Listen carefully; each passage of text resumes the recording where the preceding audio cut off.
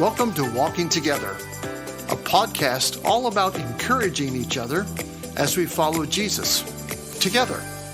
I'm your host, Dennis Lavelle. Let's start walking. Just last week, I did some old school photography. I loaded up a late 1800s camera with a tin plate that was treated with a light sensitive emulsion, and I took several pics. And the lens that I used for the first couple of plates just wasn't bright enough. It didn't allow enough light in. Now, I could have exposed it a little bit longer, but I didn't. So I swapped the lens, and the images turned out much better. So simply put, the first lens was simply the wrong one for the task. And part of what keeps us back from becoming mature followers of Jesus is that we see things through the wrong lens. And in Luke 14, we see that Jesus went to the house of a prominent Pharisee. And really, he was the leader of the Pharisees, and he was there to have a simple meal with him on the Sabbath. But as you read the text, you realize that it wasn't just the one Pharisee. There were many Pharisees as well as lawyers. And there was another man there too. And the Bible says he suffered from dropsy. Now, as a kid, when I heard that this man had the dropsies, I thought, why can't he hold on to his plate or his bowl? I mean, why does he keep dropping it? But really, dropsy is a condition that we would call edema today. It's an excess of water that collects in the various cavities of the body. Now, why was this man there? Well, we're really not certain. Was he an intruder who just wanted Jesus to heal him?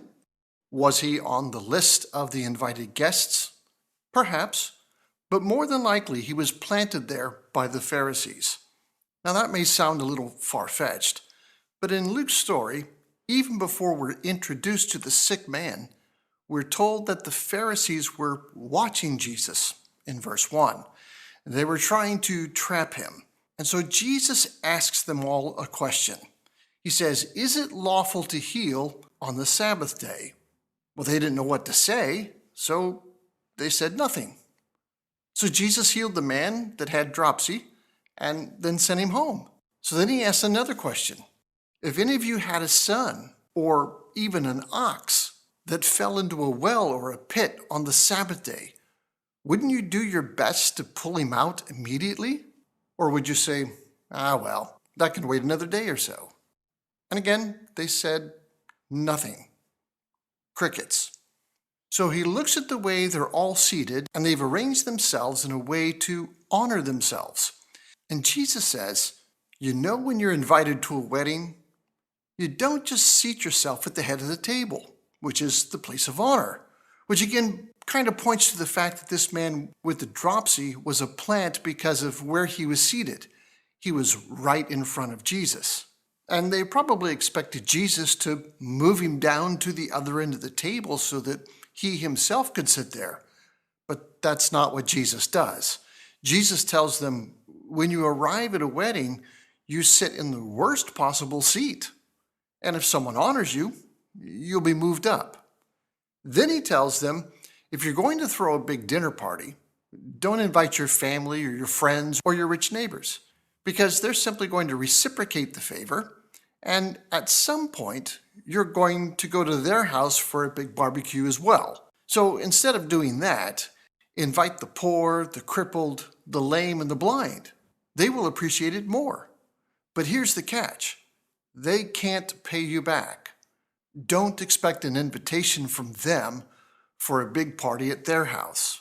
So in a nutshell, Jesus says, when you're invited, exercise humility. When you're the one doing the inviting, exercise compassion.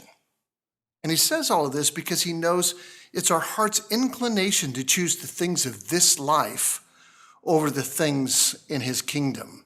And then he gives them an illustration to prove his point. So he says, a man plans a huge banquet meal, and he invites countless people. And when it's time to eat, someone essentially rings the dinner bell, and he goes into the city and he says, "Come, it's ready. Come, sit down. Enjoy what's been prepared for you." But one by one, the people gave reasons why they couldn't come. One man said, I just bought a field and I need to go see it. Sorry, can't make it. Another man said, well, I just bought 5 oxen and I need to go examine them. So thanks for the invite. Maybe next time.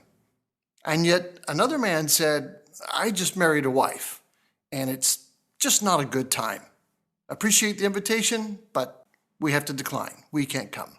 And there's really nothing wrong with these things on the surface.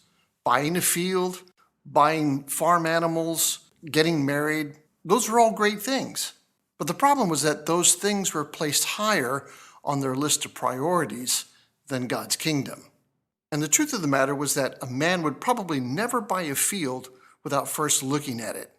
And nobody buys oxen without first examining them, but the transaction could have waited until tomorrow. And the last man could have and should have brought his wife to the banquet. So basically you have the invitation, which is come to the feast, and then you have the insult, which is, please excuse me, I'm not going to come. And their excuses are actually our excuses as well. The first excuse, I've got to take care of my stuff. Excuse number 2, my job is keeping me too busy. And the third excuse, my family takes up my time. And all of those things show us that we're still immature followers of Jesus because we can't seem to organize our schedule in a way that doesn't exclude him or push him to the bottom of our priority list. Again, it's looking at life through the wrong lens. Now, Paul writes to the church at Corinth, and if there was ever a church that was full of immature people, it was that church. He says there's jealousy and strife among you, and y'all are acting like spiritual babies. And the book of Hebrews tells us that many people struggle with growing in their walk with God. We read that when we ought to be teachers, we still have the need for someone to teach us the basic principles and truths of God. We're constantly needing and wanting milk instead of solid food because that's what babies need and want. So let me wrap this up by giving you 10 observations about immature children that really have a striking parallel to immature followers of Jesus who refuse to grow up. Number 1, an immature child needs constant attention. You can't leave them alone, can you? They don't know what to do, and they always have to have someone around them. Number 2, an immature child can't feed himself. See, babies and little kids can't walk to the fridge and say, I want that piece of meatloaf, and I think I'll pop it into the microwave and warm it up. They have to be spoon-fed. But at some point, the spoon in the parent's hand needs to be replaced with a fork in the child's hand. Number 3, an immature child doesn't know what can harm him. When I was about 8 years old, I wanted to know just how hot an iron was. And so I pressed it onto my hand. Now I know. Number 4, a child can't discipline himself, right? He can't say, I've been bad today, so I think I'll give myself 5 spankings or sit in timeout for a while. Discipline is a necessary factor in the maturation process. Number 5, an immature child gets upset over petty things. When a child is playing with a toy and the battery dies, the scream is at a decibel level that could start an avalanche, right? Number 6, an immature child is fearful. Fear stops us from doing most of the things that we really should be doing. Matter of fact, fear not is the most repeated command in the Bible for a reason. Number 7, an immature child is selfish. According to Webster's dictionary, selfish means to be over-concerned with your own interests and having little concern for others. Number 8, an immature child lacks experience to help others. 2 Corinthians 1:4 says that we can actually help others after we've gone through those hard moments ourselves. And it's in those moments that we take a step of maturity and learn that God really can be trusted. Number 9, An immature child has a tendency not to ask for help.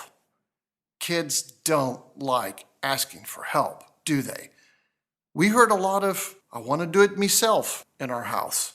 And number 10, an immature child needs reassurance. I can't tell you the number of people that I know that need constant affirmation in their lives. And listen, it's great to be encouraged by someone. It really is. But those of us who are mature should be the ones who are encouraging others. So let's look at things through the right lens. Let's not make any excuses for our lack of growth. Let's take an honest look at our stuff, our job, and our family. And let's let God's kingdom become a priority once again. Well, that's it for today. I would love to hear from you if this episode has been a help to you. Write a review, share it on your favorite social media platform. Let's keep growing and maturing together.